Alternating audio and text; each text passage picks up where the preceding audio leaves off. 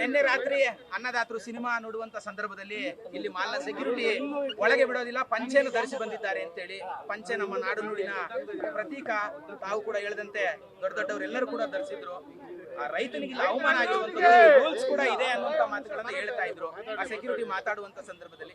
ಇಂಥದ್ದೊಂದು ರೂಲ್ಸ್ ರಾಜ್ಯದಲ್ಲಿ ಯಾವಾಗ ಜಾರಿ ಆಯ್ತು ಅಂತ ಸರ್ ನನಗೆ ಒಂದು ಅರ್ಥ ಆಗ್ತಾ ಇಲ್ಲ. ಈ ಮುಂಚೆ ಒಂದು ಮೆಟ್ರೋದಲ್ಲೂ ಇದೇ ರೀತಿ ಪಂಚೆ ಹಾಕೊಂಡು ಬಂದವರಿಗೆ ಒಳಗಡೆ ಬಿಡೋದಿಲ್ಲ. ಪಂಚೆಯನ್ನ ಹಾಕುವಂಥವ್ರು ಯಾರು? ನಮ್ಮ ನಾಡಿನ ರೈತರು. ಜೊತೆಗೆ ಬಂದು ಪಂಚೆ ಬಂದು ಶರ್ಟು ಪಂಚೆ ಇದು ನಾವು ಸಭೆ ಸಮಾರಂಭಗಳಲ್ಲಿ ಹಾಕ್ತೀವಿ, ನಮ್ಮ ನಾಡಿನ ಸಂಸ್ಕೃತಿಯ ಪ್ರತೀಕ ಅದು. ಸೊ ಇಂಥ ಒಂದು ವಿಷಯದಲ್ಲಿ ನಿನ್ನೆ ಒಬ್ಬ ರೈತ ಬಂದು ನಾನು ಒಳಗಡೆ ಬಿಡೋದಲ್ಲ ಪಂಚೆ ಹಾಕಿಲ್ಲ ಅಂತಂದ್ರೆ, ಹಂಗಾರೆ ಪಂಚೆ ಹಾಕೊಂಡು ಹೊರಗಡೆ ಬಂದಿಲ್ಲ ಅಂದ್ರೆ ಈಗ CM ಸಿದ್ದರಾಮಯ್ಯನವರು ಪಂಚೆ ಶರ್ಟ್ ಹಾಕೊಂಡೇ ಬರ್ತಾರೆ, ಹಂಗಾರೆ ಅವ್ರನ್ನ ಒಳಗಡೆ ಬಿಡೋದಿಲ್ವ ನೀವು?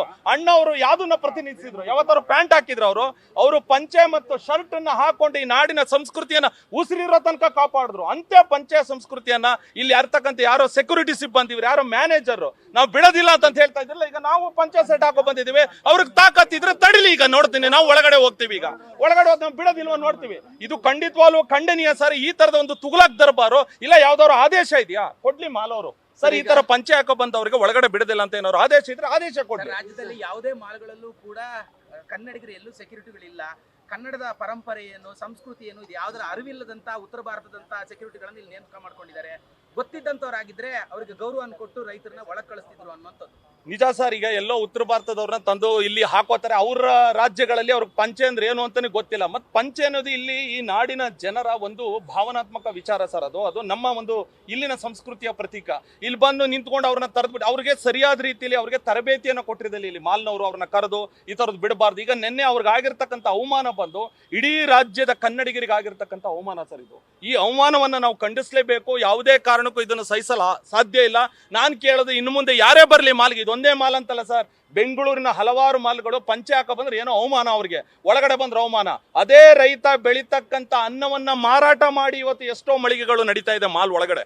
ಸೊ ಅದೇ ರೈತ ನಾಳೆ ದಿನ ಏನು ಕೊಡೋದಿಲ್ಲ ಒಳಗಡೆ ನಿಮ್ಗೆ ಅಂತಂದ್ರೆ ಹೇಗೆ ತಾನೇ ಇವ್ರು ಮಾಲ್ ನಡೆಸೋದಕ್ಕೆ ಸಾಧ್ಯ?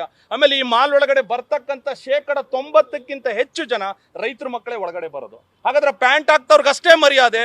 ಇಲ್ಲಿ ಎಷ್ಟೋ ಜನ ಹೆಣ್ಣು ಮಕ್ಕಳು ಗಂಡು ಮಕ್ಕಳು ಯಾವ್ದೋ ರಾಜ್ಯದವರು ಸರ್ ಕರೆಕ್ಟ್ ಆಗಿ ಬಟ್ಟೆ ಹಾಕೋರಲ್ಲ, ಅರ್ಧಂಬರ್ಧ ಬಟ್ಟೆ ಹಾಕೊಂಡು ಒಳಗಡೆ ಬರ್ತಾರೆ, ಅವ್ರನ್ನ ಬಿಡ್ತೀರಾ?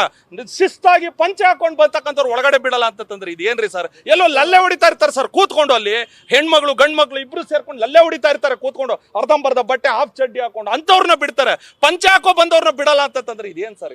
ಇದೇನ್ ನಡೀತಾ ಇದೆ? ಹಾಗೆ ಈಗ ಸೆಕ್ಯೂರಿಟಿಯನ್ನು ಕೂಡ ಸಸ್ಪೆಂಡ್ ಮಾಡಲಾಗಿದೆ. ಆದ್ರೆ ಮ್ಯಾನೇಜ್ಮೆಂಟ್ ನಮ್ದು ತಪ್ಪಾಗಿದೆ ಅಥವಾ ಏನೆಲ್ಲ ಮಾತುಕತೆ ಆಯ್ತು ಅನ್ನೋದ್ರ ಬಗ್ಗೆ ಇನ್ನೂ ಕೂಡ ಸಮಜಾಯಿಷಿ ಕೊಡ್ತಾ ಇಲ್ಲ ಸರ್. ಈಗ ನಾವು ಬಂದಿದ್ದೀವಿ, ಆ ಮಾಲ್ನ ಮ್ಯಾನೇಜ್ಮೆಂಟ್ ಅವ್ರು ಯಾವ್ದಾರ ಬರಲೇಬೇಕು ಸರ್. ಇನ್ ಕೆಲವೇ ಕ್ಷಣಗಳಲ್ಲಿ ನೆನ್ನೆ ಅನ್ಯಾಯಕ್ಕೊಳಗಾದಂತ ರೈತರು ಇಲ್ಲಿಗೆ ಬರ್ತಾ ಇದ್ದಾರೆ. ಆ ರೈತರ ಮುಂದೆ ಇಡೀ ಮಾಲ್ನ ಒಂದು ಸಮಕ್ಷಮದಲ್ಲಿ ಆ ರೈತನಿಗೆ ಕ್ಷಮೆ ಕೇಳಬೇಕು. ಕ್ಷಮೆ ಕೇಳಲಿಲ್ಲ ಅಂದ್ರೆ ನಮ್ಮ ಅರೆಸ್ಟ್ ಮಾಡಿದ್ರು ಪರವಾಗಿಲ್ಲ, ಇಲ್ಲಿಂದ ನಾವು ಎದ್ದು ಹೋಗೋದಿಲ್ಲ ಯಾವುದೇ ಕಾರಣಕ್ಕೂ. ಇಡೀ ರಾಜ್ಯದ ಕ್ಷಮೆಯನ್ನ ಕೇಳಬೇಕು. ನಾನು ಯಾರೋ ಒಬ್ಬ ಮ್ಯಾನೇಜರ್ ಮಾತಾಡ್ತಾರೆ ನೋಡಿ ಆ ವಾಯ್ಸ್ ರೆಕಾರ್ಡ್ ಅಲ್ಲಿ, ಯಾವುದೇ ಪಂಚೆ ಇದ್ರೆ ಎಸ್ಕಲೇಟರ್ ಏನೋ ಹಿಡ್ಕೊಬಿಡ್ತದೆ ಅಂತ ಹೇಳಿ. ಹಂಗಾರೆ ಇಲ್ಲಿ ಎಷ್ಟೋ ಜನ ನಾವು ಪಂಚೆನ ಏನು ಎಸ್ಕಲೇಟರ್ ಸಿಗಾಕಳಿ ಅಂತಾನೆ ಹಾಕೋ ಬರ್ತಾರ? ನಮ್ಮ ಮರ್ಯಾದೆಗೋಸ್ಕರ ಹಾಕೋ ಬರೋದು ಸರ್ ನಾವು.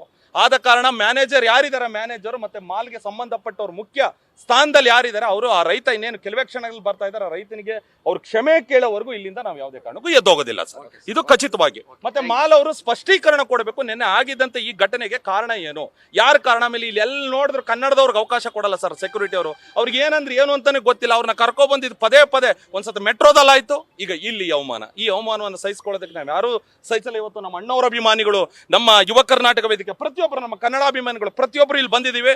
ನಮ್ಮ ಉದ್ದೇಶ ಒಂದೇ, ಆ ರೈತನಿಗೆ ನ್ಯಾಯ ಸಿಗಬೇಕು. ಇನ್ನು ಮುಂದೆ ರಾಜ್ಯದ ಯಾವುದೇ ಮಾಲ್ಗಳಾಗಿರ್ಬೋದು ಅಥವಾ ಯಾವುದೇ ಮೆಟ್ರೋ ಸ್ಟೇಷನ್ಗಳಾಗಿರ್ಬೋದು ಎಲ್ಲೂ ಸಹ ಯಾರೋ ಪಂಚೆಲೇ ಬರಲಿ ಅಥವಾ ಟವಲಲ್ಲೇ ಬರಲಿ ಅವೆಲ್ಲ ಗೊತ್ತಿಲ್ಲ. ಆತ ಮನುಷ್ಯ ಅನ್ನೋದನ್ನ ದಯವಿಟ್ಟು ಮರಿಬಾರ್ದು. ಮಾನವೀಯತೆ ದೃಷ್ಟಿಯಿಂದ ಅವರಿಗೆ ಗೌರವವನ್ನು ಕೊಡಬೇಕಾದಂತ ಕೆಲಸವನ್ನು ಮಾಡಬೇಕು. ಮಾಡ್ಲಿಲ್ಲ ಅಂದ್ರೆ ಅವರು ಮುಚ್ಕೊಂಡು ಮಾಲ್ ಮುಚ್ಕೊಂಡು ಸ್ಟೇಷನ್ ಮುಚ್ಕೊಂಡು ಮನೆಗೆ ಹೋಗ್ಲಿ. ಅವರು ಸೊ ಕ್ಷಮೆ ಕೇಳಬೇಕು ರೈತನಿಗೆ. ನ್ಯೂಸ್ ಫಸ್ಟ್ ನಿರ್ಭೀತಿಯಿಂದ ನಿಮ್ಮ ಪರವಾಗಿ.